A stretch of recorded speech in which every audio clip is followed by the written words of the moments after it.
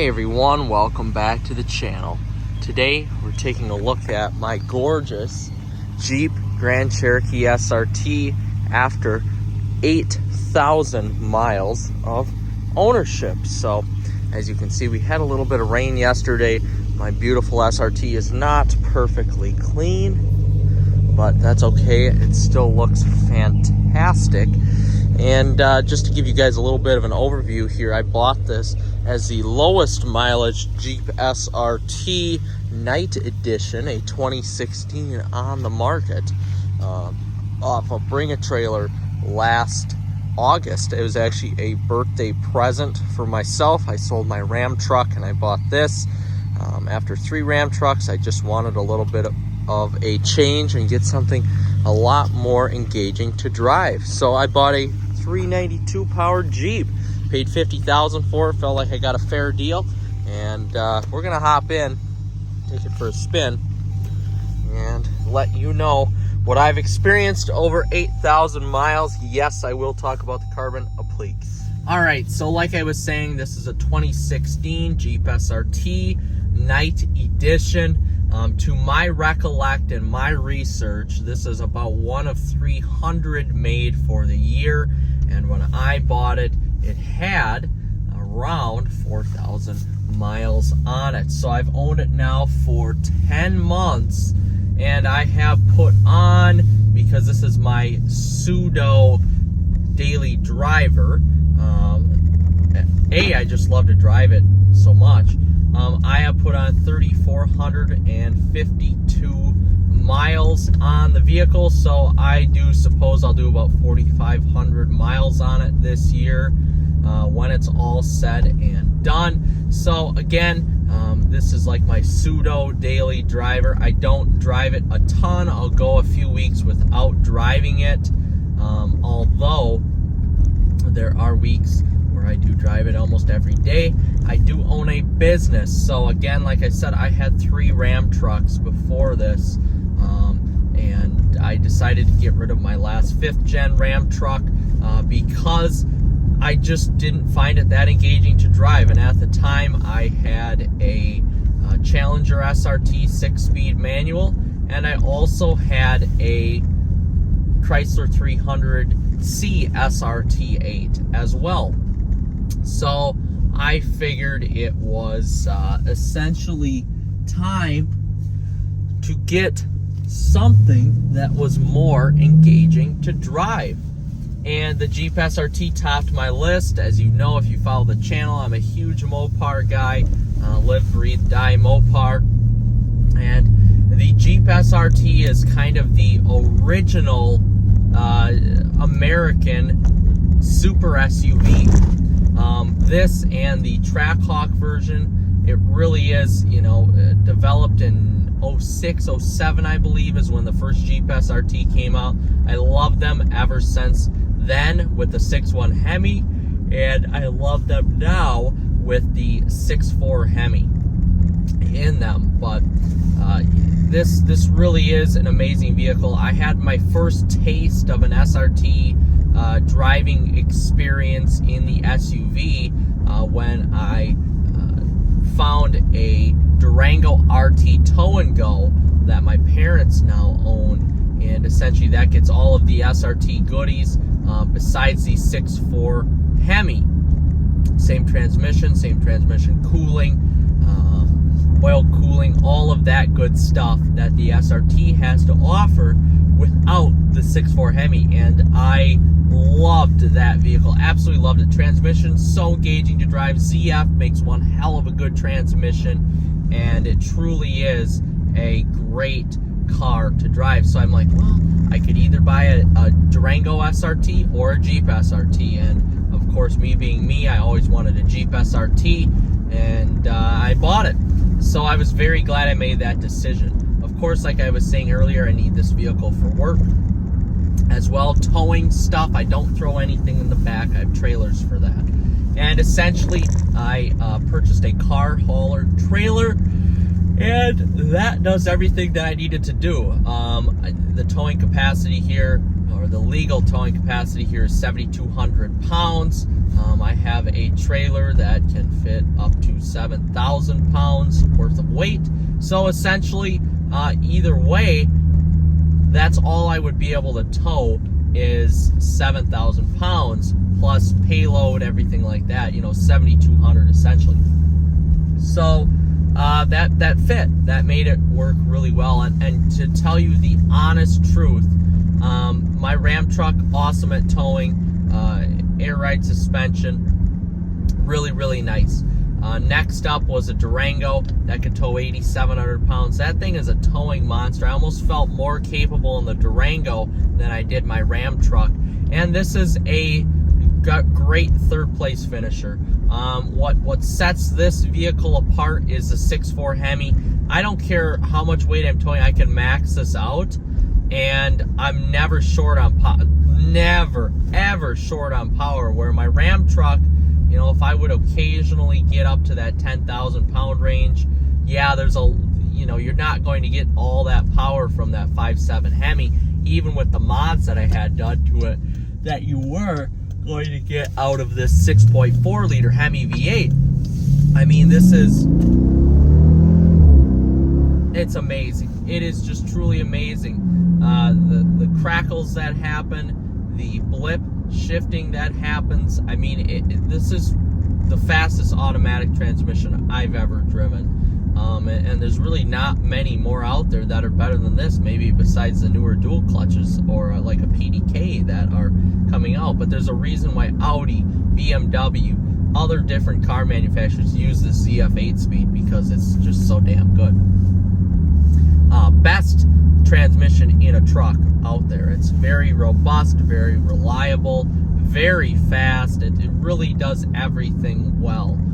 Driving like this when it's super foggy out, very dangerous. The shifts are, how would you say, the shifts are, very smooth, and then when you want to get on it or throw this into sport or track mode, they are extremely fast and extremely violent. It really is an awesome transmission the way it's tuned. And after 8,000 miles of this vehicle, I've had no issues with it besides the carbon fiber appliques, and I knew that going into it. The carbon fiber appliques, for whatever reason, shitty Chrysler build quality, these appliques would essentially fall off. So I have some off of Amazon that are coming that I can finally replace this with. But essentially here, these carbon fiber appliques, I've got this big dash one that's finally just ripping off, and I've got one over here that's not as noticeable, that came unglued. And I tried to use some 3M tape, the automotive adhesive tape, but it just didn't work. Other than that, exterior holding up tremendous. I mean, you could see in the little video that I took how good it was holding up.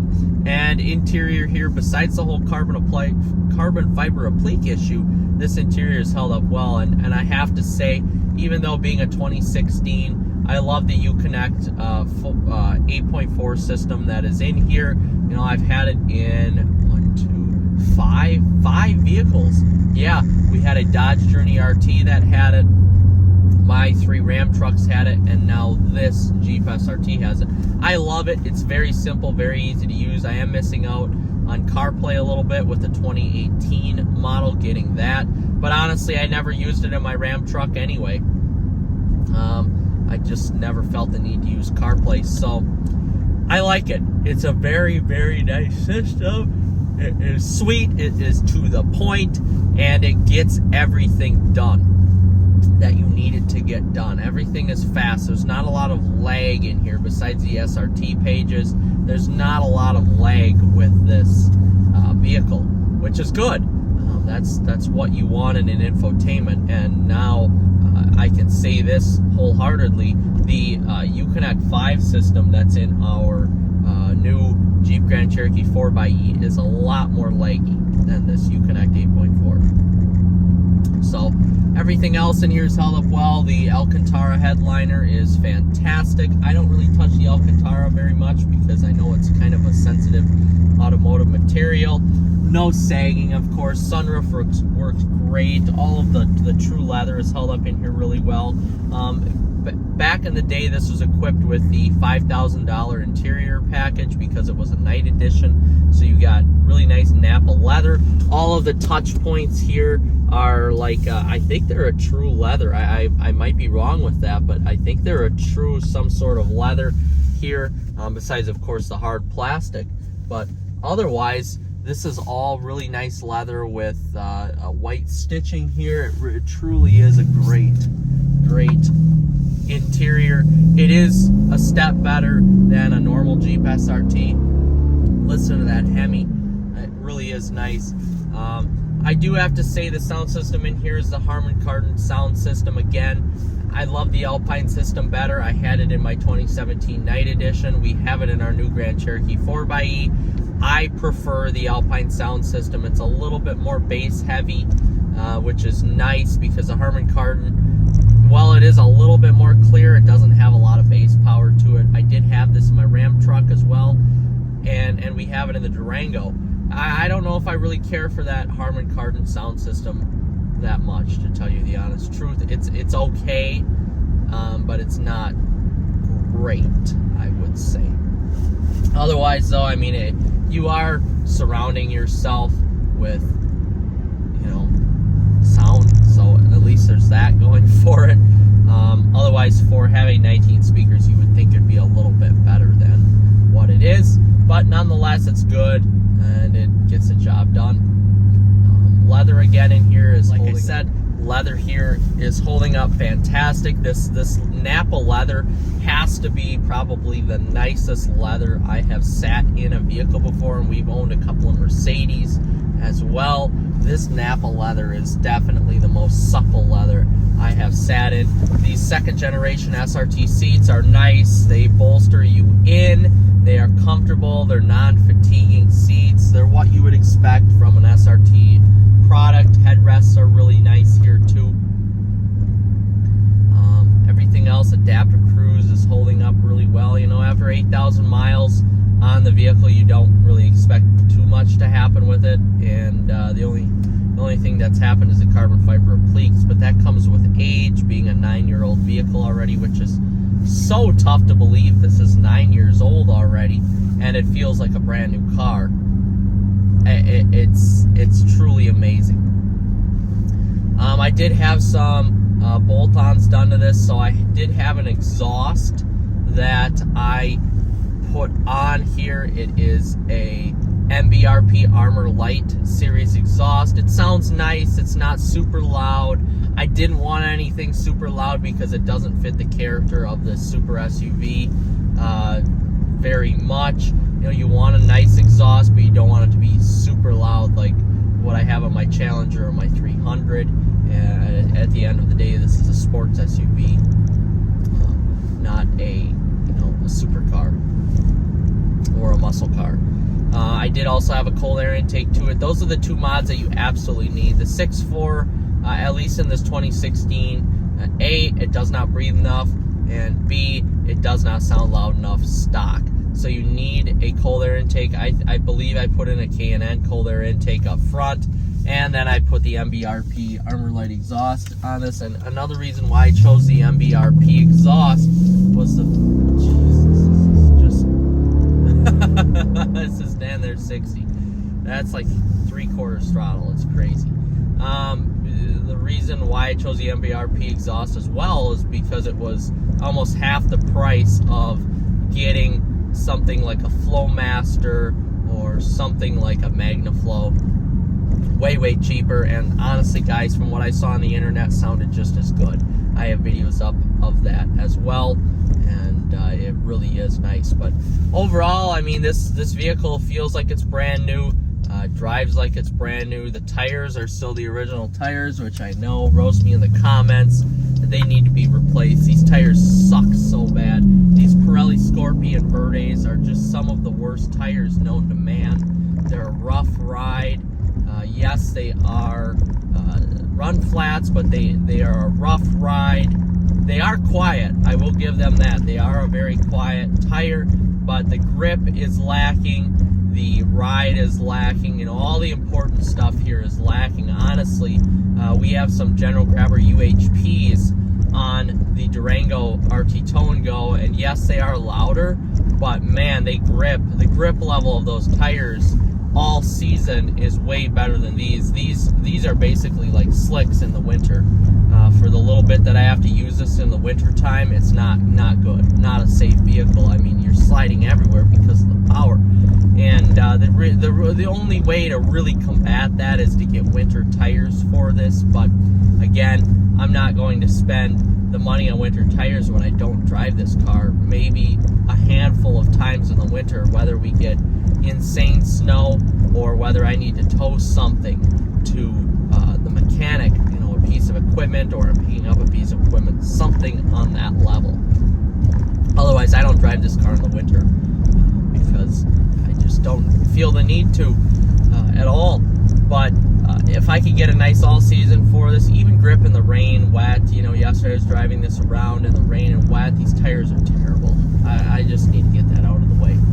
So I need to spend some money and get some good tires for this vehicle. One, because the date codes are so old, these are the original tires with the vehicle, and two, I want more grip with these tires. But overall, guys, I'm very happy with this Jeep. After 8,000 miles, everything works, everything's really nice. And I actually just had its second oil change done, and everything checked out, everything was really nice. So I am going to get out of here. Like and subscribe for more Jeep SRT content or more Mopar content. And have a great day. We'll see you on the next one.